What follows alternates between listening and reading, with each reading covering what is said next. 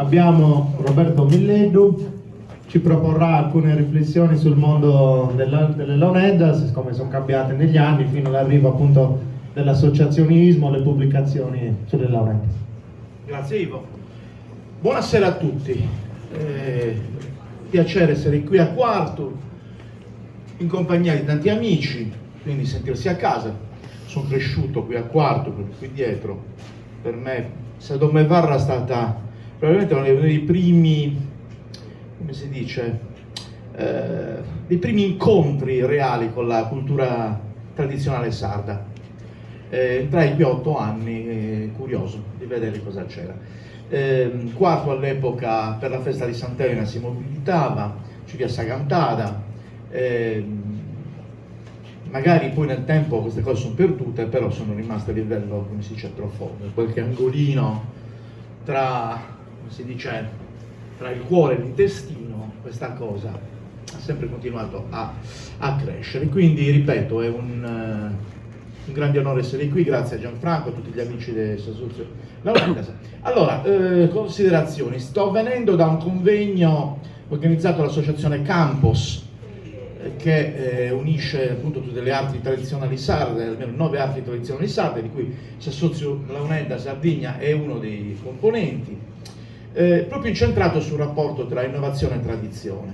È stato un bellissimo convegno, sono venuti tanti colleghi dall'Austria, dalla penisola, abbiamo discusso appunto del rapporto tra le musiche di tradizione orale e il cambiamento che chiaramente è insito nelle pratiche di tradizione orale, non avendo un testo dato, rispondendo a un modo di pensare la musica completamente diverso dagli altri. Queste musiche sono sempre nuove, è sempre musica contemporanea. In questo però bisogna dire che c'è sempre un rapporto col passato che è molto forte, che è ostentato da chi fa queste musiche, che va a cercare giustamente le radici del loro fare in un tempo profondo, un tempo lungo, ma che gioca sempre che si gioca sempre nel cambio delle generazioni, nel passare del tempo, appunto facendo una cosa che è insita anche nell'essere umano, cioè quello di cambiare. Non cambia il pensiero musicale, probabilmente il modo di pensare la musica, probabilmente cambiano le funzioni, le facoltà linguistiche, no? Che ci portano a cambiare. Quindi conservazione e tradizione sono le due facce di una stessa medaglia, che sono sempre in un continuo negoziato, stanno sempre a litigare tra loro, tenendo sempre conto che tradizione è anche un concetto molto liquido, che ci porta a costruire l'idea di tradizione. La tradizione di per sé non esiste, è un costrutto culturale che noi immaginiamo, pensiamo, quello che vogliamo essere, setacciamo dal passato quello che ci interessa e ci vogliamo su quello di cui non ce ne importa assolutamente nulla. È proprio la bellezza del gioco, di questo gioco ineffabile, che è anche difficile da spiegare, da restituire, ma è qualche cosa appunto che ha portato questo strumento nel tempo a sicuramente a rinnovarsi. Ora non sappiamo niente delle Launeddas del passato, sia chiaro, non sappiamo come suonavano nel passato. Abbiamo qualche notizia storica, Miriam ha tirato fuori dagli archivi questa bella notizia che si lega poi a tutto un complesso di notizie legate appunto alla presenza dei sardi e della propria espressività all'interno di situazioni istituzionali, formali, spettacolari, che rimontano addirittura all'età spagnola. Abbiamo molte di queste testimonianze qui, in cui le Launeddas se non sono esplicitamente citate, si intuisce che ci sono, così come c'è il ballo dei sardi. Abbiamo molte fonti, dicevo, del passato. Si è pensato che la parola Launeddas scompare nei documenti la prima volta nel 1639 nell'opera di un frate di Settimo San Pietro, Giovanni Matteo Contini, che ha come nome Salvatore Vidal, in cui compare per la prima volta la parola Launeddas come espressa con una figura retorica. Lui parla di mancosas, è curiosissima questa cosa, la parte per il tutto, e lui specifica poi nelle glosse mancosas arundinio instrumentum sardum Launeddas, proprio chiarissimo, scritto in stampatello, in corsivo, in capitale in capitale quadrata. Quindi sappiamo che in quell'altezza cronologica le Launeddas sono uno strumento già formato, esiste già una denominazione tecnica da parte dei suonatori, quindi uno strumento già profondamente inserito nella società sarda.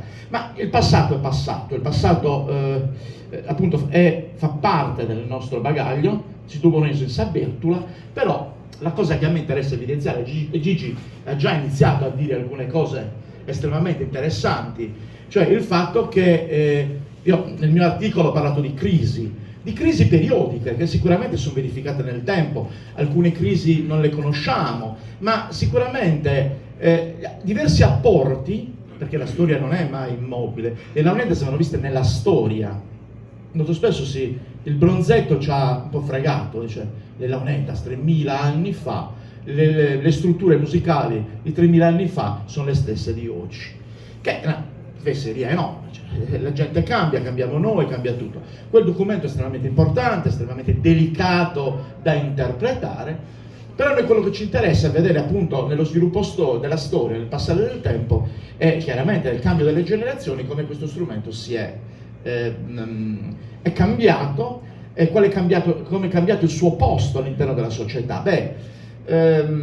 Dalle crisi normalmente o scompare tutto o muore tutto, oppure le cose si trasformano e prendono altre direzioni. Io sono molto contento di aver visto stasera, non so se ci avete fatto caso, forse non ci avete fatto caso, ma qui sono successe già adesso un paio di quelle rivoluzioni di cui diceva Gigi prima. C'era prima Lidia e poi c'era Federica. Quando mai nella storia, in una società in cui comunque la donna ha un ruolo, sta in casa, fa i lavori domestici, una donna si mette la Launeddas in su stracaggio e va in giro. Ecco, questa è una rivoluzione di genere. Oggi si parla tanto di queste cose, che ci dà il polso di che cos'è il mondo delle Launeddas nell'era di internet, nell'era della rapidità, delle comunicazioni, della globalizzazione. Quelle donne stanno iniziando a occupare degli spazi che tradizionalmente, questa maledetta, benedetta tradizione, gli hanno negato per secoli. Sono qui, sono presenti, per esempio Federica ha la disgrazia anche di studiare in conservatorio con me, e Federica è una musicista contemporanea che conosce la musica scritta, sa suonare le Launeddas, suona anche l'oboe, ha una formazione che sta formandosi, una formazione diciamo anche in campo etnomusicologico, quindi sta maturando, ma tanti altri qui dentro, Ignazio Zucca, da anni hanno affrontato questa, Giulio Pala, Carlo Palmas, adesso Ignazio Spano, cioè lo stesso Gianfranco Meloni, stanno affrontando un doppio percorso, appunto quello del suonatore, ma al tempo stesso stanno acquisendo nuove nozioni, un nuovo modo di vedere il mondo, di vedere la musica, che comporta per esempio anche quello di saper leggere con grande tranquillità e facilità un pezzo di carta di musica. E questo non gli impedisce di pensare secondo la tradizione, cioè costruire la suonata secondo un percorso, un processo che è tradizionalmente di tradizione orale. E credetemi, sono due modi di pensare il mondo completamente diversi. Quindi il musicista moderno, il suonatore di Launeddas moderno, ha tutte queste nuove caratteristiche. Gigi ha parlato giustamente dell'annuario come rivoluzione. È una rivoluzione nel momento in cui l'annuario porta alla voce dei suonatori. Cioè il suonatore non è più il professionista del mondo contadino che va in giro chiamato d'accordo a suonare nei paesi, eccetera, poi va a coltivarsi l'orticello oppure va a risuolare scarpe, ma oggi il suonatore è un soggetto estremamente vivo, vive nel mondo, si associa. Non dimentichiamoci quanto è stata nel tempo quello del suonatore è stato un mestiere che ha badato molto spesso a salvaguardare i propri segreti, a mettere, come si dice, le distanze tra un suonatore e l'altro. Ovviamente, essendo un lavoro, quella era come tutta concorrenza. E quindi E sono proprio gli effetti della modernità, della contemporaneità a portare all'associazione, allo stare insieme, allo scambiare idee. Ecco, questo per me, dal mio punto di vista, è veramente un dato epocale, rivoluzionario, e vedere appunto tanti suonatori in questo come negli altri annuari, tante persone interne a questo mondo che esprimono il proprio pensiero, la propria volontà di ricerca, di andare a cercare per esempio anche nelle fonti del passato, con grande competenza, e con giudizio e con rigore. Ecco, questa è una grande rivoluzione che fa sì che veramente le Launedas siano sempre, il mondo delle Launedas sia sempre di più non un retaggio del passato, per quanto il passato, ripeto, abbia un'importanza sostanziale, ma soprattutto sia un'espressione del presente, cioè di questo tempo, e soprattutto spero un'espressione del futuro.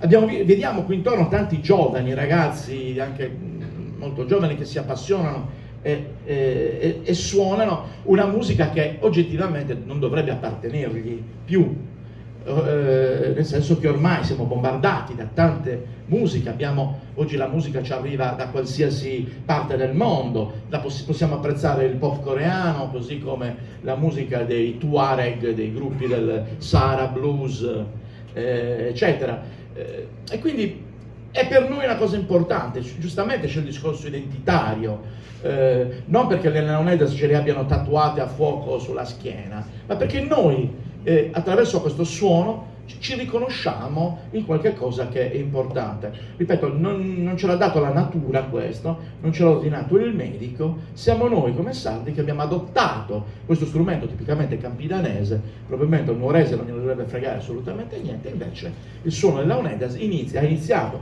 anche grazie alla mediatizzazione, al fatto che le Launedas siano conosciute in Sardegna e in tutto il mondo, ad avere un'immagine della Sardegna, un'immagine diciamo positiva, un'immagine creativa, appunto di un mondo che dialoga strettamente con la contemporaneità. Ho parlato troppo, come sempre. Cosa volevo dire?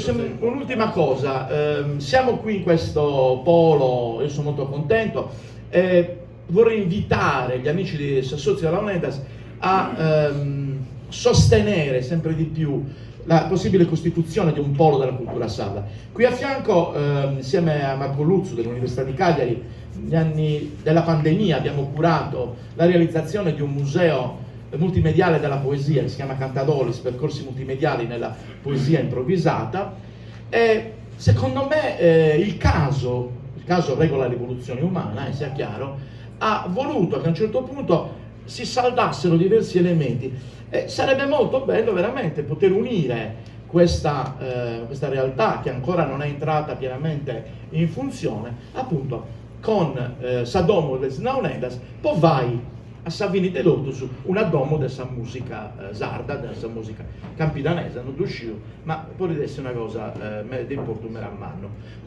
Quindi niente, auguro veramente un futuro roseo a Sassozio per il lavoro incredibile che sta facendo, per aver messo insieme un mondo tendenzialmente litigioso e per aver espresso e per continuare a esprimere nuovi fermenti che, ripeto, li collocano nel tempo presente. Grazie.